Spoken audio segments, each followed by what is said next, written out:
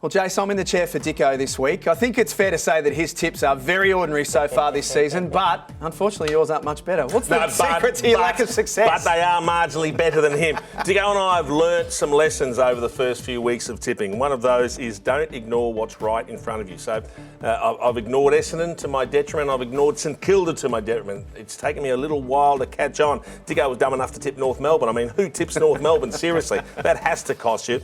And again, what about the mistake I made last week? Seriously, tipping an injury-riddled team down at GMHBA Stadium. Dumb. Just dumb. So, got to play it smart. I'm still in striking distance of Al. I don't think for a minute that he's comfortable. And he knows it. He's nervous, but I'll get it. And Dicko's just cannon fodder down the bottom. Did you tip the card last week?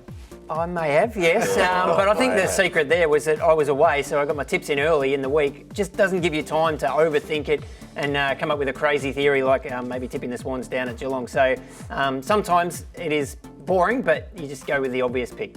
Okay, Chief. Don't think, do. It's time to make amends. 2 massive games this weekend. Why don't we start with the Crows and the Magpies in one of the games of the round in Adelaide? Funnily enough, I've gone for an upset here. But this is a tight game. I think, look, I've been a Collingwood fan since the beginning of the season. I really like the way they're playing, and they're one of the flag favourites for mine. But I really like the way Adelaide have improved, and they've done it in their midfield. For me, that's been the big turnaround. They play a nice, contested, hard brand under Matthew Nicks, but they've got Jordan Dawson and Josh Rochelle, good ball users in the middle of the ground now, which has opened up the forward line for them. So they're licking their chops every time they stream out of the middle, and they're a good clearance team. They're just hitting targets. Rankin's kicking goals for them. Tex Walker's still playing great footy. So there's a lot to like about the way they're going about their business. And I just think at home, maybe they can catch the Pies after Anzac Day.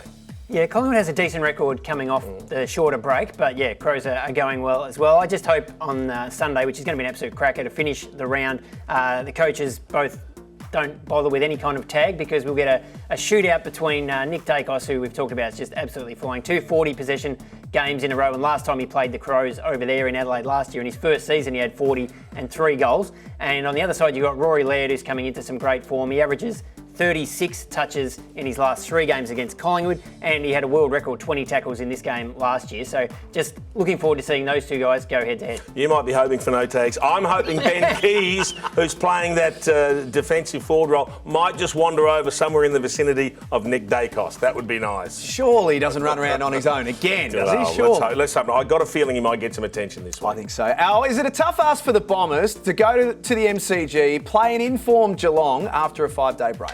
Yeah, it is, unfortunately, I think, for them. I mean, they were pretty good on Anzac Day, really. I mean, just Collingwood unstoppable in that last quarter.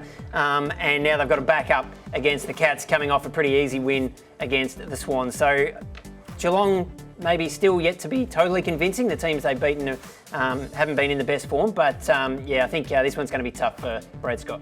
Trying not to look past what's right in front of my face. Essendon playing well for 3 quarters. They took it up to Collingwood, but also Geelong, 3 wins in a row. A confidence booster last week. I'm still not convinced they're the Geelong of last year, but I've just gone for Geelong in this one. I actually had to have a second thought about this, because we've underestimated Essendon. And if they get under my guard here and actually bounce back and beat Geelong, I'll be so angry with myself. So angry. All right, let's quickly go back over our tips from round 7. Al, you're going to be playing it pretty straight this week, leaning on the favourites to win, but the Chief, you've gone 1 out with the Crows to beat the Magpies. Let's see how they go. Yeah, it's going to be great. We're going to get to the last game, because we're all the same up until then, and that's where I make my move, and I just get 1 up on Al. Yeah, I did consider the Crows. I mean... there it is. Here we go. That's hard to tip over there, but Collingwood have won their last 6 against them, including at Adelaide Oval last year. Way to I think you've got shoot me to stick with the winners. Shot to bits. He's the tipping machine. You've just got to go with what you know, and that's Al. Thanks for our show this week. It's been an absolute blast. Thanks to you, Jace. Pleasure. Better luck with your tips this week. Thanks to Al. Hopefully you can tip the card once again. It's great to have you back. And make sure you subscribe and also follow us on the socials. Enjoy the footy. We'll see you next week. You know it's a better betting app when you've got stats and insights for every major game and race. Plus expert opinions from the best minds in the game. All in the palm of your hand. That's better. You win some, you lose more.